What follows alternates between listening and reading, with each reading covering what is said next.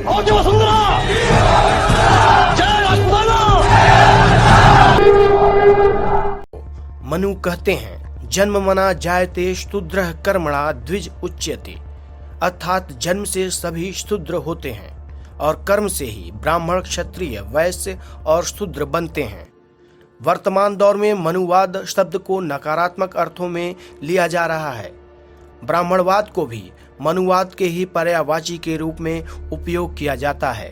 भारत में मनुवाद का नगाड़ा अक्सर चुनाव के दौरान खूब सुनने को मिलता है, क्योंकि कई लोग मनुवाद का पॉलिटिकल माइलेज या फिर समाज में नफरत फैलाने के लिए करते हैं। तो पहले ये जान लेते हैं ये मनुवाद है क्या।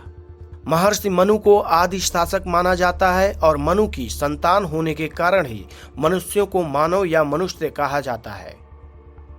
ये आप जानते हैं कि एकमात्र मनुष्य ही जिसे विचार शक्ति प्राप्त है।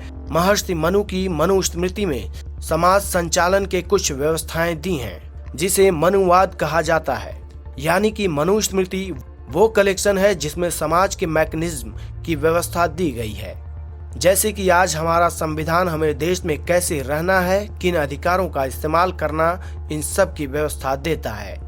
वैसे ही मनुस्मृति ने भी समाज में रहने वाले इंसानों के लिए कुछ व्यवस्थाएं दी हैं। यानी कि हम कह सकते हैं कि मनुस्मृति मानव समाज का पहला संविधान है और विशेषज्ञों के अनुसार यह हमारे वेदों के अनुकूल है। दरअसल मनुस्मृति ही हमारे वेदों का ही सरलीकरण है, क्योंकि मनुस्मृति ने वेदों में लिखी गई बातों को एडॉप्टिव लैंग्वेज में संकलित किया है। मनुस्मृति के आधार पर ही आगे चलकर महर्षि याज्ञवल्क्य ने धर्मशास्त्र का निर्माण किया, जिसे याज्ञवल्क्य स्मृति के नाम से जाना जाता है।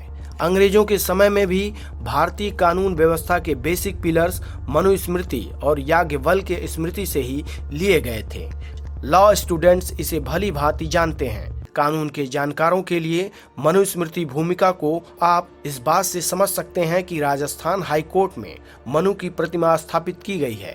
मनुस्मृति के विरोधी अक्सर कहते हैं ये दलित विरोधी है और ब्राह्मणवाद को बढ़ावा देती है, इसलिए अक्सर नेगेटिव टर्म में मनुवाद की बात करते हैं। जबकि मनु किसी को दलित नहीं मानते थे। उन्होंने 4 वर्ण को 4 श्रेणियों के रूप में बताया, जो पूरी तरह उनकी योग्यता पर आधारित है, जिसमें ब्राह्मण, क्षत्रिय, वैश्य और शूद्र हैं। उन्होंने इन चारों श्रेणियों को उनके द्वारा किए जाने वाले कार्यों के आधार पर विभाजित किया था। मनुस्मृति में जाति व्यवस्था का कोई स्थान नहीं है। उनके अनुसार मनुष्य जाति के केवल 2 भेद हैं, पुरुष और स्त्री। मनु कहते हैं, जन्म मना जायते शूद्रः, अर्थात जन्म से तो सभी मनुष्य शूद्र के रूप में ही पैदा होते हैं, लेकिन बाद में योग्यता के आधार पर ही व्यक्ति ब्राह्मण, क्षत्रिय, वैश्य अथवा शूद्र बनता है। मनुष्य की व्यवस्था के अनुसार ब्राह्मण की संतान यदि अयोग्य है तो अपनी योग्यता के अनुसार चतुर्थ श्रेणी या शूद्र बन जाती है। ऐसे ही चतुर्थ श्रेणी अथवा शूद्र की संतान योग्यता के आधार पर प्रथम श्रेणी अथवा ब्राह्मण बन सकती है। हम ऐसे कई उदाहरणों के बारे में जानते हैं जब व्यक्ति शूद्र से ब्राह्मण बना, जैसे मर्यादा पुरुषोत्तम राम के गुरु वशिष्ठ महाशूद्र चांडाल की संतान थे, लेकिन अपनी योग्यता के बल पर वे ब्रह्मर्षि बने। एक मछुआरी माँ की संतान व्यास महर्षि व्यास बने। विश्वामित्र अपनी योग्यता से क्षत्रिय से ब्रह्मर्षि बने। यानी कि ऐसे कई उदाहरण हमारे ग्रंथों में मौजूद हैं, जिनसे इन आरोपों का स्वतः ही खंडन होता है कि मनु दलित विरोधी थे।